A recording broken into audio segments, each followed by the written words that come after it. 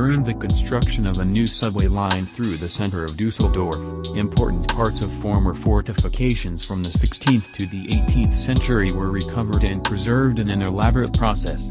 A 160 square meters large archaeological showroom was created in the new subway station, which informs about the fortress history of the state capital with original parts of the fortification.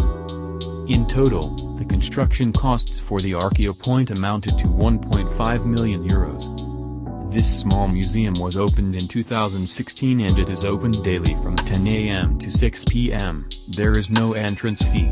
It is easily accessible from the co.